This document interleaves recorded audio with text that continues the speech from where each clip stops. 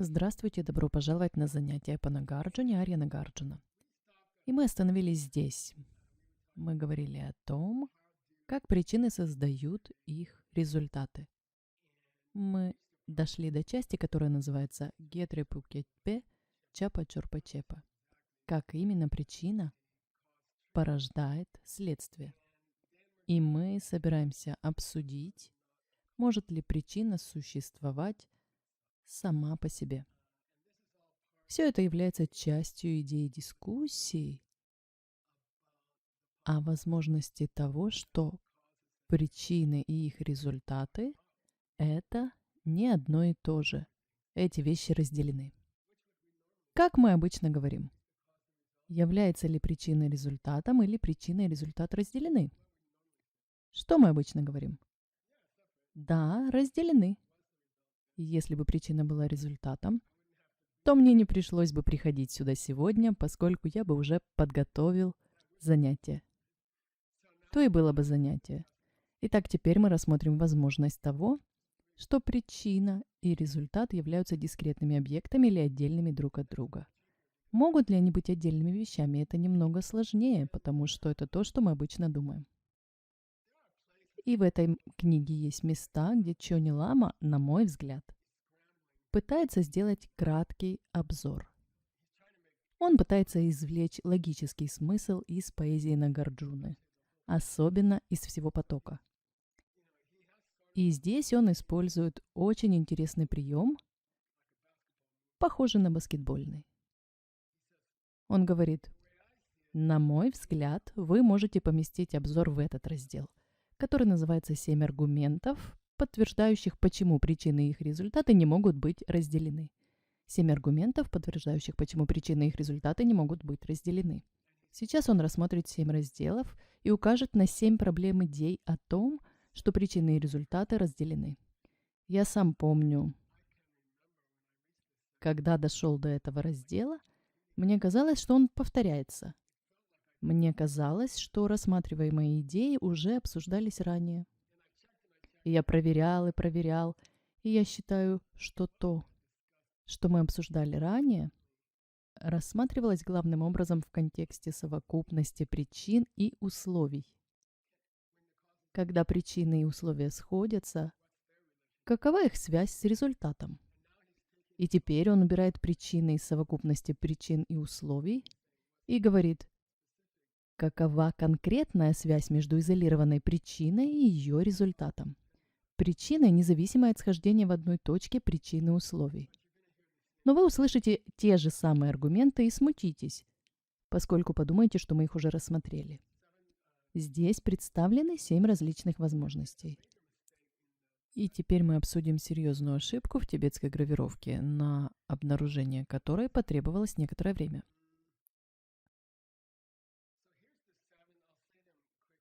Вот 7 возможностей, я перечислю их быстро, и мы поговорим о них. Возможность номер 1. Результат вызван причиной, которая уже прекратилась, но она каким-то образом все еще присутствует. Номер 2. Возникает результат. И в тибетском, и в санскрите существует выражение «в поле зрения причины». То есть причина может каким-то образом заглянуть вперед и увидеть ожидаемый результат. Мне нравится называть это ожиданием. Он называет это «в поле зрения». В поле зрения причины. Результат находится в поле зрения причины. Это означает, что причина может видеть результат. Она видит приходящий результат. Это еще одна возможность.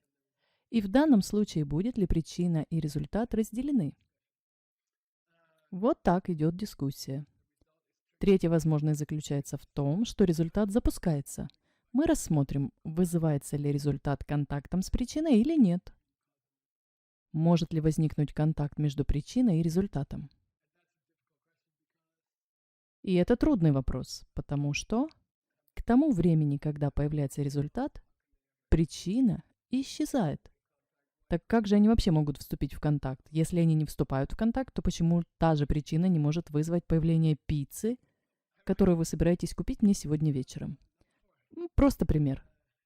Номер 4. Лишена ли причина результата во время возникновения причины или нет? Присутствует ли результат каким-то образом во время причины, внутри самой причины, например, как потенциал? Пятая возможность. И это то, где соскочила тибетская гравировка. Имеются ли в самом факте порождаемого результата неотъемлемые причина и результат, содержащиеся в нем? Вот тут тибетский и сошел. Это сложно, мы обсудим это. Возможность номер 6. Вызван ли результат причиной? Когда результат вызван причиной, то совпадает ли причина с результатом или она отделена от него? Мы уже говорили, что они разделены, но он пойдет в эту тему. Номер 7. Этот результат, который вызван причиной, обладает ли он собственной природой или нет? Каков статус этого результата? Итак, давайте рассмотрим их один за другим, и вы увидите. Назвать все 7 подряд – это слишком много. Извините. Вот возможность номер 1. Повторим. Вариант номер 1 из 7 или мини-исследование, мини-расследование был такой. Может ли результат вызвать причину, которая должна сначала прекратиться, а только потом появится результат? Понятно? Так мы обычно думаем о вещах. Например, семя прекращает свое существование и возникает дерево, что-то вроде того. Итак, он собирается исследовать, может ли результат вызвать причину, если эта причина уже технически прекратила свое существование, поскольку стала результатом. Но это уже другой вопрос. И здесь, если вы читаете тибетский текст, Нагарджуна использует слово «нуппа», которое означает «прекратилось», это о причине. И «нуппа» используется, когда говорят, что солнце садится или что дхарма исчезает в этом мире. Это глагол, и он использовал этот глагол для причины. Исчезает ли причина за горизонтом до появления результата? Так он хочет это сказать. Трепуке почитарке, как такое возможно? Трепу танги трелги пегью. Как же причина могла прекратить свое существование, а затем создать результат? Потому что связь не может возникнуть между причиной и следствием, поскольку согласно принципу буддийской логики, для взаимосвязи между двумя вещами обе они должны существовать. Да, каковы два возможных вида взаимосвязи? Это уже другая история. Хорошо, я вам расскажу. Нет, это уже другая история. Долгая история. В любом случае, для взаимосвязи двух вещей, обе они должны находиться в комнате, попросту говоря. А если одна из них уже исчезла, то ни о какой взаимосвязи не может быть и речи.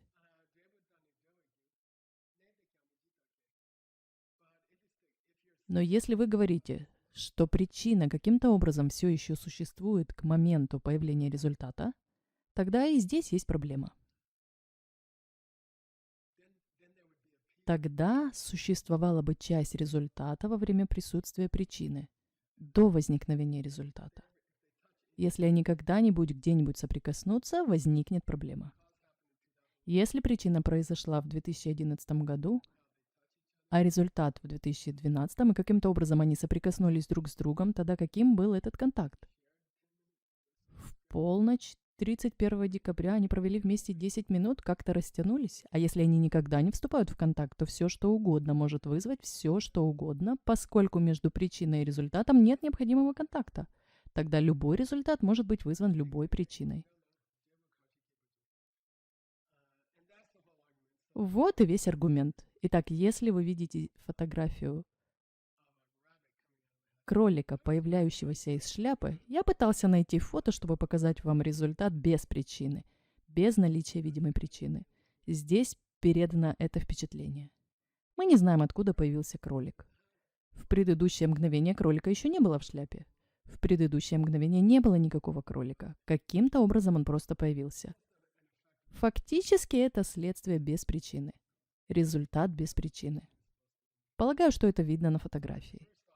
Итак, первый вариант заключается в том, что причина прекратила свое существование, а затем появился результат. И именно так мы интуитивно воспринимаем взаимодействие причины и следствия. Я согласен, что причина и следствие не могут существовать одновременно. Это вносит путаницу. Но что, если причина просто доходит до определенного места и прекращается, а затем начинается результат? Можем ли мы так сказать? И он говорит, тогда у вас есть результат без причины, что невозможно. Ведь это как кролик, появляющийся из шляпы. В этот момент мне стало не по себе. У меня возникло глубокое осознание, о котором я размышлял пару дней. Нигде в этой книге он не говорит вам вариант. Нигде в этой. Он только... Это как только жаловаться на свою жену и не делать ни одного позитивного предложения. Вы понимаете, о чем я? Вся книга говорит о том, чем вещи не являются, даже вступительный стих таков.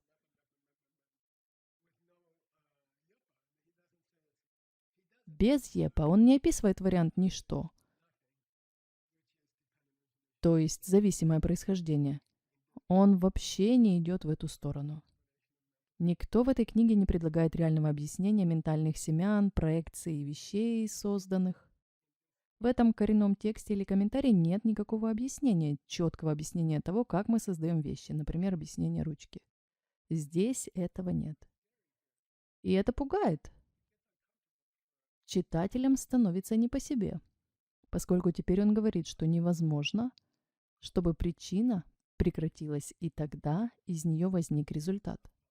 И также невозможно, чтобы причина не прекратилась и вышел результат.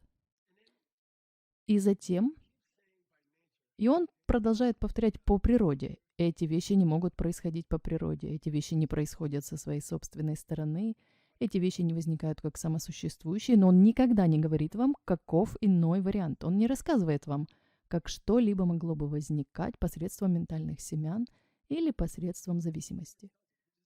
Он не рассказывает вам этого. На протяжении всего текста он просто говорит вам, чем эти вещи не являются. Вся эта книга – это книга «нет».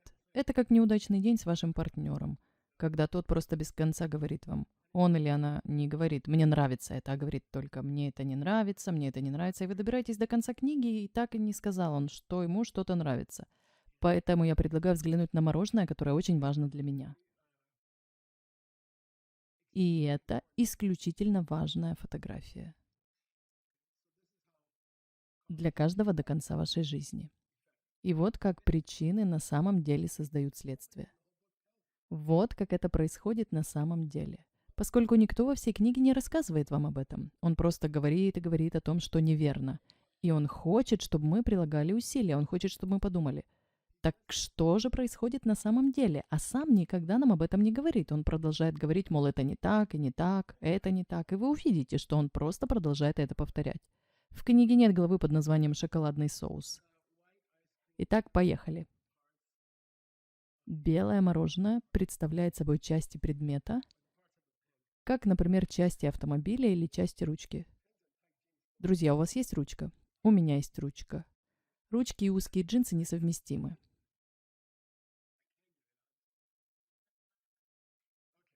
Я могу ее вытащить, я просто хочу это доказать. Итак,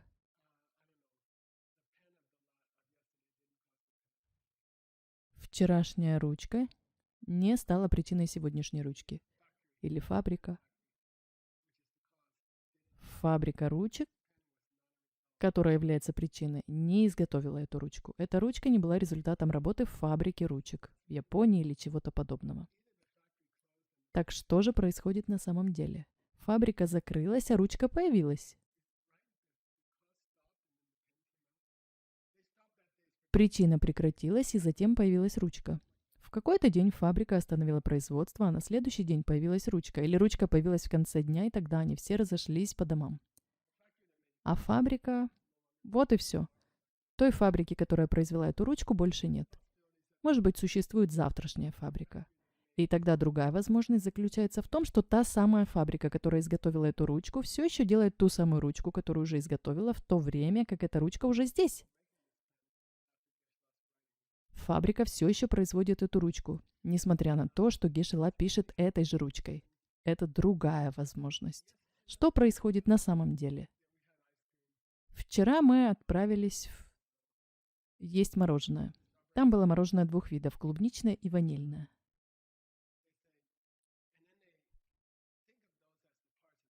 Подумайте о них, как о частях ручки. Вот это клубничное. Вот шарик клубничного мороженого. А здесь шарик, это шарик ванильного мороженого. Затем вы кладете оба шарика в чашу и поливаете их шоколадным соусом. Именно так мы создаем вещи. Есть нижняя половина ручки, есть верхняя половина ручки. Они находятся здесь. Они находятся здесь, когда мы входим в комнату. И затем наш ум воспринимает эти две части, и в этот момент семя раскрывается в уме, и появляется картинка. Мне нравится назвать это светящейся картинкой, потому что это в тот день, когда вы увидите картинки, выходящие из вашего ума, они будут выглядеть как неоновые картинки. Неоновые. Яркие, светящиеся. Неестественно яркие. Изображение ручки не похоже на это. Когда раскрывается ментальное семя ручки, то, что выходит из вашего ума, это до невозможности хорошо обозначенная неоновая картинка ручки. А потом она вылетает, и появляется даже физическое ощущение этого семени, этого образа, светящегося образа, вылетающего из вашего ума, где-то у вас на лбу. Что ни странно, но так оно и есть, и это накладывается на объекты. Он накладывается на части и объединяет их, и в тот же момент у собаки появляется другая картинка из ее кармических семян. И это картинка жевательной игрушки. Картинка накладывается на те же самые два шарика мороженого, покрывает их, и затем это становится, как это называется, шоколадная подливка. Мороженое с шоколадным сиропом или что-то такое. Так что это своего рода покрытие, вот почему я выбрала это фото. Раньше я использовал другую фотографию, где были тонкие струйки шоколада, меня это не устраивало. Когда вы на самом деле видите, как это происходит, это будет почти полное покрытие, но не совсем.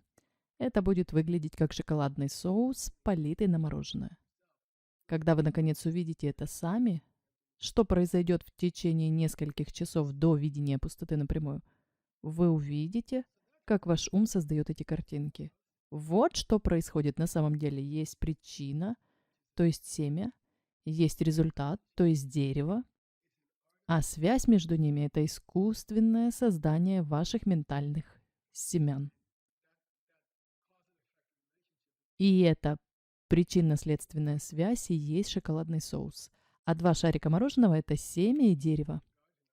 Что волнует Нагарджуну, так это то, что без шоколадного соуса не может быть связи. Поскольку если они где-то соприкасаются, то эта часть является ванильной и клубничной. А это невозможно. Так что они либо соприкасаются, либо не соприкасаются. Если они соприкасаются, то возникает третья вещь. Если они не соприкасаются, то как они могут быть причиной и следствием? Ведь они никогда не встречаются друг с другом. И ответ, или суть, заключается в том, что ваши ментальные семена раскрываются как парашют и накрывают два шарика мороженого. Причину и следствие, в результате чего ваш ум создает причинно-следственную связь, иллюзию причинно-следственной связи. Вот что происходит на самом деле. И никогда, я не думаю, что когда-нибудь об этом скажут в книге. Я подумал, что было бы хорошо сказать об этом здесь, ведь это расстраивает. Ключевая идея почти всегда одна и та же.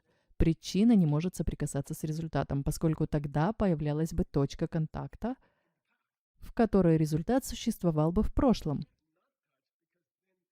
И они не могут не соприкасаться, поскольку тогда это конкретное семя могло бы стать причиной появления пиццы или инфляции, или просто странных вещей, которые не связаны с ним. Но они не могут быть связаны, поскольку тогда они должны были бы существовать в одно и то же время. Если они связаны каким-либо образом, связью, тогда часть одного должна быть в прошлом, или часть другого должна быть в будущем, что тоже невозможно. Расстраивает то, что никто тебе ничего не говорит, а потом он просто продолжает.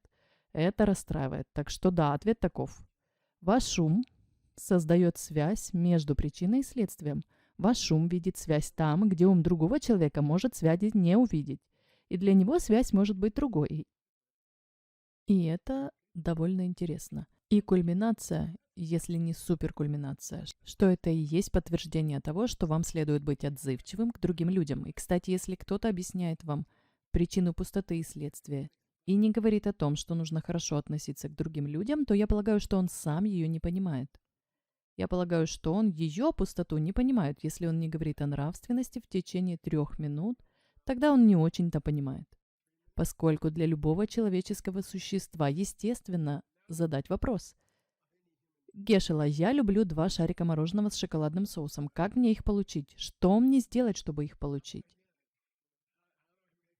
И если причина и следствие теории соуса для мороженого верна, и вы понимаете это, то следующий вопрос, который вам следует задать мне, будет таков. Как мне приготовить правильный соус, чтобы получить $1 000 000 и перестать так напрягаться на работе? Верно, Осирис? Как я могу решить эту задачу?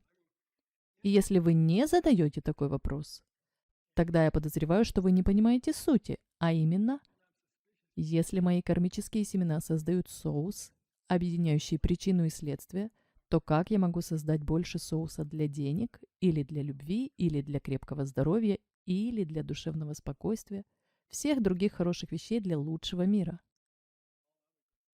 Поэтому я периодически буду возвращаться к шоколадному соусу в течение нескольких следующих занятий, для того, чтобы напомнить вам, как это происходит на самом деле.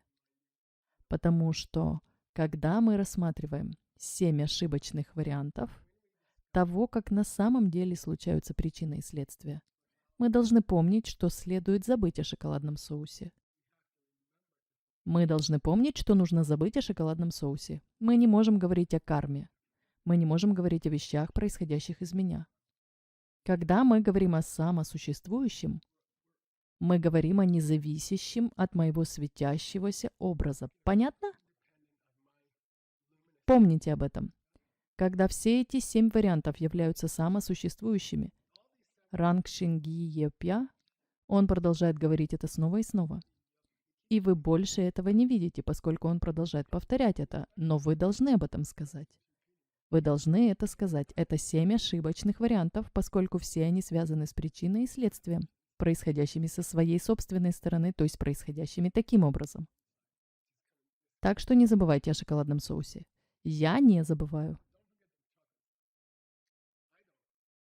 Я приведу здесь несколько санскритских слов, которые, на мой взгляд, полезны. Я стараюсь ограничить количество этих слов, стремлюсь давать приблизительно 20 или около того, поскольку не хочу вас перегружать. И также не хочу дать вам слова, которые вы никогда не будете использовать или которые никогда не встретите. Я хочу вам дать действительно важные слова, своего рода инструменты, которые у вас должны быть. Одно слово, о котором я хотел бы сейчас поговорить – самгати. На тибетском это хленчиктрепа. Хленчиктрепа означает, чепа означает установить контакт, хленчик означает то же место и то же время. Я считаю это ключевым моментом, когда причина и результат предположительно входят в контакт как семя и дерево. Есть особая мельчайшая точка касания, которая, как сказал бы математик, является точкой без размеров, теоретической точкой контакта. Это называется хленсиктрепа. Они соприкасаются друг с другом. В каком-то месте семя соприкасается с деревом. И гати вы уже знаете из сутры сердца. Что это такое? Гати-гати парагати, парасангати бодхи сваха. Да, идти, очень идти, супер идти. Итак, гати, которое в английском языке переходит в слово go, идти, это легко. Гам – это полный корень, и слово кам, приходить, также происходит от него, если вам это интересно. Еще одно слово, которому я хотел бы вас обучить, это дршва, и оно означает увиденное или видение. Как я говорил ранее, мы будем рассматривать это в качестве ожидания или потенциала, результата и причины. Но если вы не согласны, что результаты прекращаются и тогда начинается причина, будет ли вам более комфортно, если сказать, что причина предвидит результат? С этим вы больше согласны, что результат каким-то образом предвкушается причиной? Так вам комфортнее? Он рассмотрит эту возможность. Он не использует слово «предвидеть», он говорит «в пределах видимости». Находится ли результат в пределах видимости причины? Ожидает ли причина каким-то образом результат? И результат немного дальше, чем если бы он касался, но он все же есть. Пока еще нет, но он уже там. Это своего рода потенциал. И мне нравится этот корень индоевропейский «дерк», но это не «дорк». В переводе с индоевропейского «дерк» означает «видеть», и слово «дракон», «дрэгон» происходит от него. Потому что дракон – это тот, у кого злой глаз. Слово «дракон» означает «тот, у кого злой глаз». Имеется в виду тот, у кого есть глаз. Я провел свой 3-летний ретрит в Драгунских горах. И мне было интересно узнать, связано ли это название со словом «дракон», «дрэгон». И да, как-то связано. Я не помню почему, но вы можете поискать, это означает особый тип солдата. Часовой в некотором смысле. Может, это тот, у кого есть глаза. Последнее санскритское слово, которое я хотел бы обсудить, это шунья. Скажите шунья. Длинный звук «у» в слове шунья означает стонг, лишенный. И он требует инструментального падежа. По-английски вы скажете «этот чистый носовой платок лишен козявок». Сейчас он не лишен козявок. Просто слово «лишенный» имеет такое значение. Я пытался найти какой-то предлог, чтобы использовать его. Итак, по-английски вы говорите «лишенный», и это означает «чистый носовой платок», внутри которого еще нет никаких других вещей. Но в азиатских языках, тибетском и санскрите, придется использовать инструментальный падеж «лишенный». Просто помните об этом, поскольку это может пригодиться. Вы не говорите «лишенный чего-то», вы говорите «лишенный чем-то». Например, «непутрин тонпа» означает «лишенный козявками», а не «лишенный козявок». Я знал, что вы хотите это узнать. Но проблема заключается в том, что он будет использовать тон в 2 разных значениях. Сегодня я поискал это слово, поскольку не мог его вспомнить. Говорит двусмысленно, он будет использовать слово «пустой» в 2 разных значениях, тем самым как бы хитря. Он говорит одну вещь, и мы увидим почему. Причина не может быть пустой от результата, потому что пустой результат был бы как бы пустым, был бы подобен намкхеметок, цветку, прорастающему в воздухе, без корней, без воды, без почвы, возникающему из ничего. Он использует это слово в смысле пустоты как пространства, а затем переключается между 2 видами пустоты. Поэтому просто будьте внимательны. Когда вы говорите «тонгпа» или «тонгпани», вы имеете в виду пустоту или пустоту от самосуществования. Но если вы просто говорите «тонг», «шунья», здесь «шунья», а не «шуньята», не пустота, а просто пустой. Тогда непонятно, о чем вы говорите. Может быть, это пустой ум, может быть, пустая чашка, может быть, пустой от самосуществования. Мы еще не знаем. Я просто хочу сказать, имейте в виду, что само слово «шунья» имеет двоякое значение.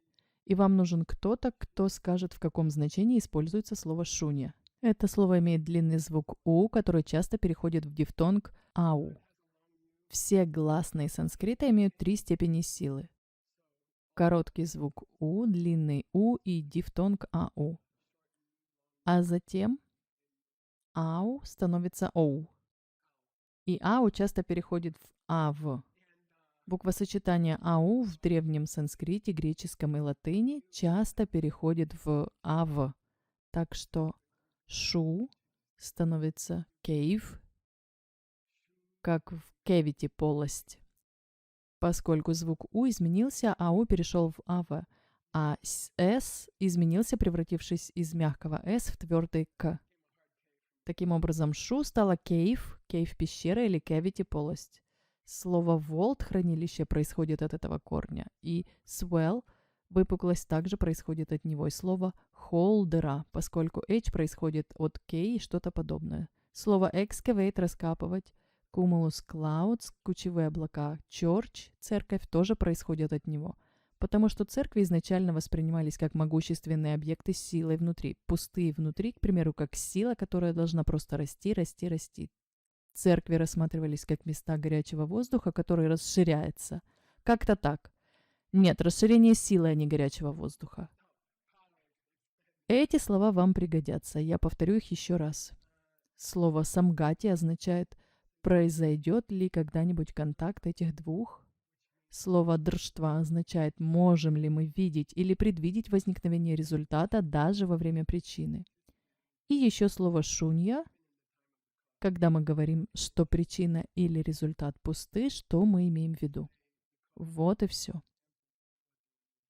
Помните, что мы рассматриваем 7 комбинаций возможностей, и вот вторая из них. Порождается результат.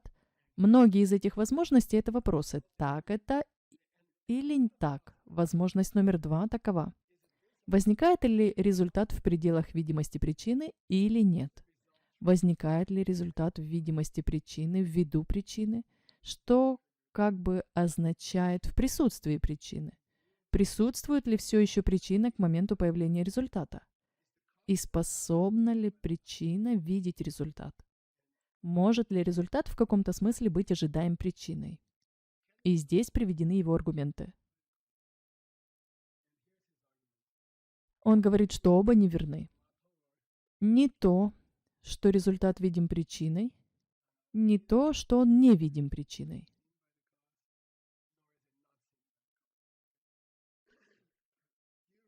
Неверно, что причина может предвидеть результат. Тхонне труп сын п. Когда вы говорите о том, что видите что-то, то, что вы видите, уже должно было войти в существование. Когда вы говорите о том, что видите что-то, если вы что-то видите, значит это уже вошло в существование. Даже как потенциал оно должно было войти в существование как потенциальный результат. И не было бы никакого смысла в том, чтобы оно случилось снова. Если бы что-то можно было предвидеть, если возможно было бы увидеть результат в будущем, как вероятный или возможный, тогда в некотором смысле вы бы уже установили контакт с этим результатом, и не было бы никаких причин для его повторного возникновения. Для того, чтобы появился другой результат, именно этот. Если бы результата не было, вы никак не могли бы его ожидать, не смогли бы его предвидеть. Если бы у него не было никакого статуса существования, то вы не смогли бы его увидеть. Если же вы смогли его увидеть, значит он обладал статусом существования и нет такой причины для его повторного возникновения. Если бы вы, например, сказали, что увидели потенциальный результат, это другое дело. Но если вы скажете, что увидели результат, то это ясно наизнанку. И он говорит, если результат такой стабильный, приближающийся результат такой прочный, то у причины нет оснований прилагать столько усилий для его создания. А потом он говорит, что что причина должна будет обратиться за пособием по безработице. Следующая фотография. То есть она не должна была бы, ее работа бы уже была выполнена, ее должны были бы уволить, потому что вакансия уже была занята.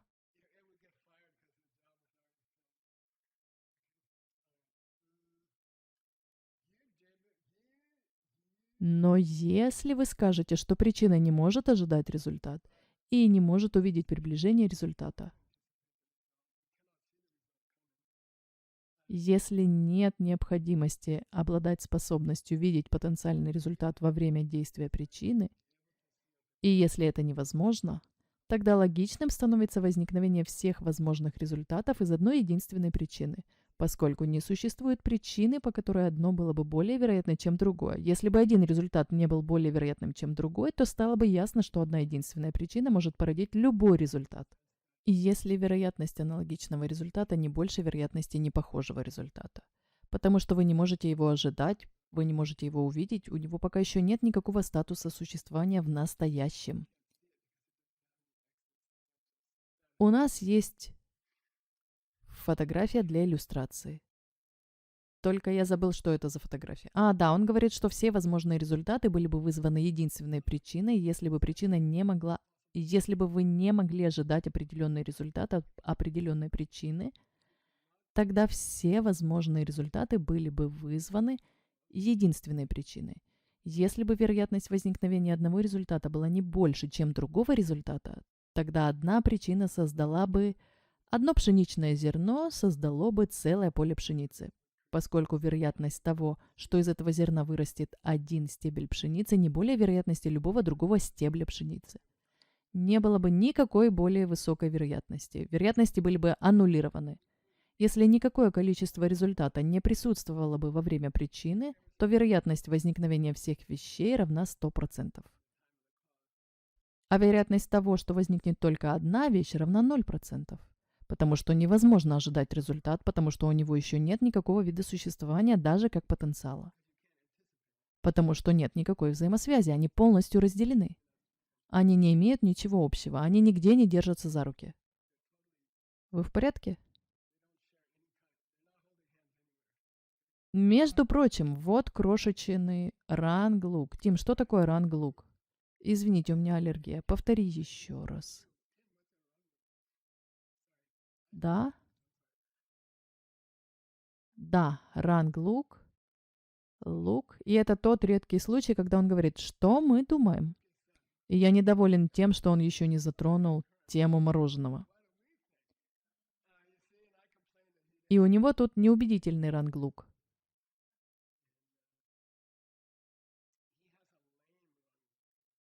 Наша точка зрения, если хотите знать, заключается в том, что причина не создает результат, который ожидается. Но все же это не противоречит утверждению, что она не может создать причину саму по себе.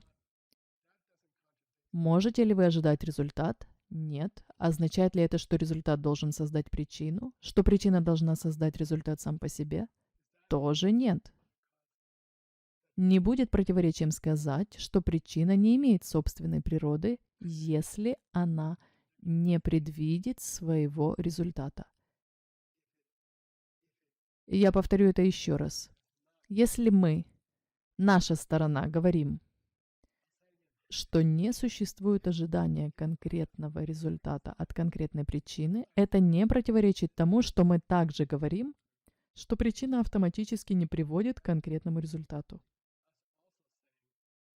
И потом он нам не помогает. Он продолжает. И только Чони Лама проявляет любезность. У Нагарджуна нет ничего подобного. Прослушайте запись 3 раза. Вариант номер 3 из 7. Результат возникает при контакте с причиной. Сейчас рассмотрим. Такпа, такспа. Давайте рассмотрим. Возникает ли результат из контакта с причиной или нет? Существует ли контакт между причиной и результатом или нет? Мы будем рассматривать именно этот вопрос. И это длинный текст, 4 стиха на санскрите, что необычайно много. Здесь много вариантов. Мы начнем их читать. И здесь, между прочим, одна из строк тибетского отсутствует. Что еще интереснее, я восстановил ее из Тенгюра, благодаря тому, что у нас есть ALL, которая внесла весь Тенгюр и восстановила единственный экземпляр Тенгюра за пределами Тибета. Единственный в Индии. ALL была первой. ALL привезла первый экземпляр Тенгюра из Тибета в наше время. И это настоящая приключенческая история. Когда-нибудь надо будет вам ее рассказать. Хорошо, я расскажу, а у меня есть несколько минут. В Восточном Тибете есть типография под названием Дерге. И я могу рассказать о красногвардейцах. Во время культурной революции красногвардейцы пришли, чтобы сжечь эту библиотеку. И там был монах, который хотел защитить библиотеку, и была целая армия против одного монаха. Его посетило вдохновение, он снял с себя всю одежду, взял топор и стал танцевать с ним перед дверью в библиотеку, говоря, что любой, кто войдет в нее, лишится головы. Они позвали генерала армии, такую историю мне рассказали. Тот приходит и спрашивает, что происходит? Ему отвечают, мы хотим сжечь эту библиотеку, но там остался один сумасшедший монах. Он угрожает отрубить голову любому, кто подойдет, и он бегает голяком. И это странно. Что нам делать? Может, просто прострелить ему голову? Генерал говорит, не-не, оставьте его, мы сделаем это позже, мы сожжем библиотеку позже. А потом они забыли ее сжечь, они так и не вернулись туда. Поэтому эти оттиски 1700-х годов сохранились до наших дней. 210 томов умножить на 1000, 210 тысяч умножить на 2, поскольку нужно обработать лицевую и обратную сторону, и теперь речь идет уже о полумиллионе оттисков, поскольку имеется отдельный оттиск для лицевой стороны и отдельный оттиск для обратной стороны. Иногда они ошибаются, помещая обратную часть третьей стороны на обратную часть или на лицевую часть седьмой страницы, а на обратной стороне нет нумерации страниц, что делает жизнь еще интереснее. Тем не менее, 500 000 оттисков сохранилось, а в течение последующих 30 лет не было напечатано ни одной копии с оттисков 1700-х годов. А затем сотрудники ALL осуществили это благодаря многочисленным возможностям. Мы перевели огромную сумму денег на неопределенный счет, а потом ждали 2 года, и книги появились. 210 томов, бесценных. Они бесценны. А затем команда Джона Брэди приступила к набору текста этих 410 тысяч страниц, и они все закончили. 420 тысяч страниц, они закончили работу. И именно поэтому у нас все это есть. Вот почему я могу заменить строку, пропущенную в этом комментарии. Ура, Джону Брэди, давайте поможем ему. Отличная история. В любом случае, мы продолжим на следующем занятии. Друзья, на каком варианте мы остановились? Мы остановились на варианте номер 3. Да. Нам еще многое предстоит сделать. Между прочим, эти варианты длинные. Если вы теряете терпение при работе с текстом, лучше замедлите темп. Когда вы теряете терпение, работая с текстом, и когда вы думаете, что хотелось бы, чтобы процесс шел быстрее, именно в это время, если вы действительно хотите быть йогином, вы намеренно замедляетесь. И с удовольствием усваиваете текст с шаматхой шаматха. Хорошо, увидимся на следующем занятии.